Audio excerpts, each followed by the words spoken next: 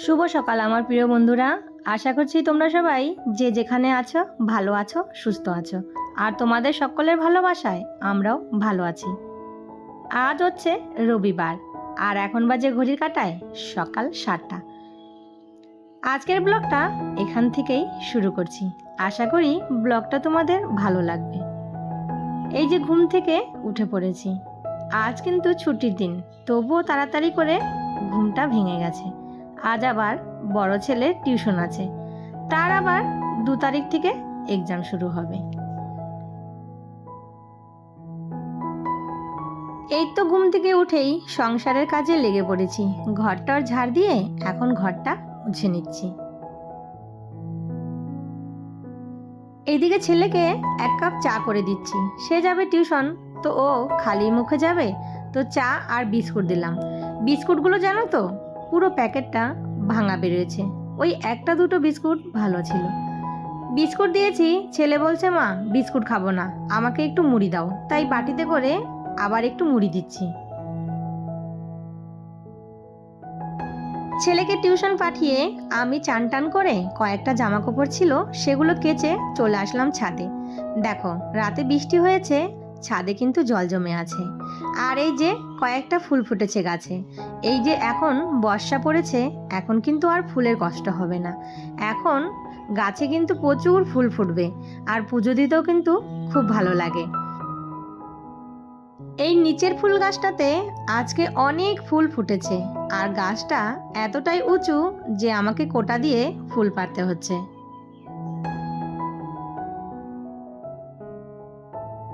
পুজো সেরে চলে এসেছি ঘরে। ঘরে এসে চুলটুল আঁচড়িয়ে সিঁদুর পরে চলে আসলাম বিছানাটা তুলে রান্নাঘরে। রাতে যে বাসনগুলো মেজে রেখেছিলাম সেগুলো এখন গুছিয়ে নিচ্ছি। তারপর 1 কাপ চা খেয়ে রান্নার কাজে লেগে পড়ব। ওইদিকে কিন্তু প্রায় 9টা বেজে গেছে। তো চলো তাড়াতাড়ি করে রান্নাটাও বসিয়ে দিই। এদিকে আমার চাটা খাওয়া হয়ে গেছে, চায়ের বাসনটাও মেজে কাপগুলো সুন্দর করে গুছিয়ে রেখে দিচ্ছি। এইদিকে দেখো হাজবেন্ড চলে এসেছে মাছ নিয়ে, পুরো মাছের বাজার তুলে নিয়ে এসেছে। 2 রকমের মাছ, সাথে চিংড়ি মাছ, আর নিয়ে এসেছে মাংস। তো আজ তো রবিবার, আমাদের এখানে আজকে কিন্তু হাট বসে, তাই মাছ বাজারটা আমার হাজবেন্ড রবিবারেই বেশি করে করে নিয়ে আসে। তার কারণ সকালে সে বাড়ি থাকে না, চলে যায় ডিউটিতে, আর মাছ আনার মতো লোক নেই। আর আমার আবার দোকানে গিয়ে মাছ কিনতে একদমই ভালো লাগে না, তাই সে বেশি করে মাছটা নিয়ে আসে যাতে 2 দিন 3 দিন হয়ে যায়। আর এই যে দেখো চিংড়ি মাছটা, এটা বাছতে আমার অনেকটা সময় কিন্তু লেগে গেল। এই যে শাকটা দেখতে পাচ্ছ, আর এই যে বেগুনটা, এটা হচ্ছে আমার হাতে লাগানো ছাদের উপরে 2টো বেগুন গাছ আছে, সেখানেই ধরেছে। আর এই বতুয়া গাছটা ছাদে হয়েছিল, সেখান থেকে কালকে শাকগুলো তুলে এনেছি।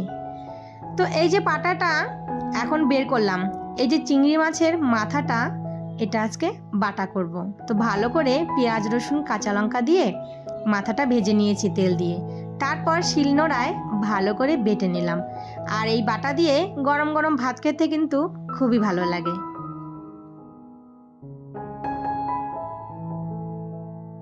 এখানে সমস্ত মাছগুলো আমি ধুয়ে নিয়েছি, তারপর সেগুলো ভালো করে বাটিতে ভরে এখন ফ্রিজে রেখে দেব। আর এই যে মাছ, আজকে তো আর রান্না করব না, শুধু মাংসটাই।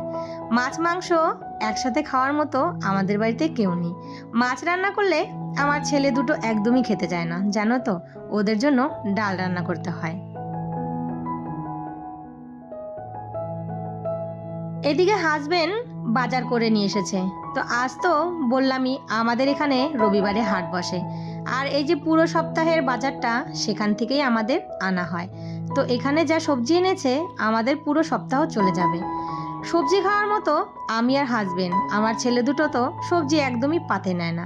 তো যদি কিছু লাগে বাড়ির সামনের দোকান থেকে, তখন সেটা নিয়ে আসে। এদিকে আমার রান্নাও কিন্তু প্রায় হয়ে গেছে।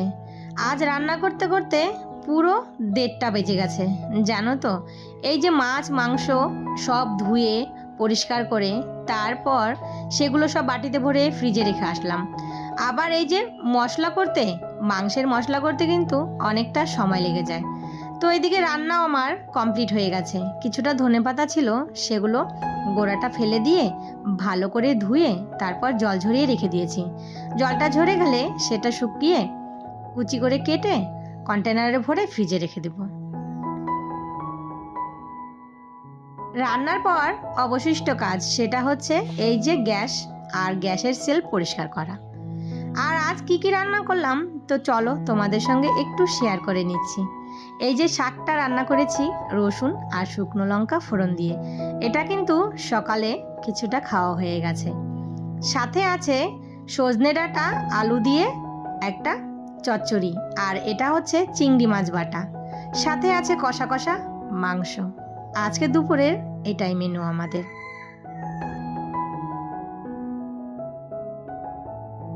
এখন ঘরটরগুলো একটু ঝাড় দিয়ে নিচ্ছি। তো সকালে একবার ঝাড় দিয়ে মুছেছি, কিন্তু একবার ঝাড় দিলে তো আর হবে না, দিনে 2-3 বার করে ঘর ঝাড়তে হয়। আর পায়ে পায়ে বাচ্চাগুলো খেলে তো বালু টালু নিয়ে ঘরে উঠে আসে, এই নিয়ে কয়েকবার ঘর ঝাড়তে হয়। তো এখন রান্না হয়েছে, ঘরটরগুলো ঝেড়ে একবারে পরিষ্কার করে নিচ্ছি।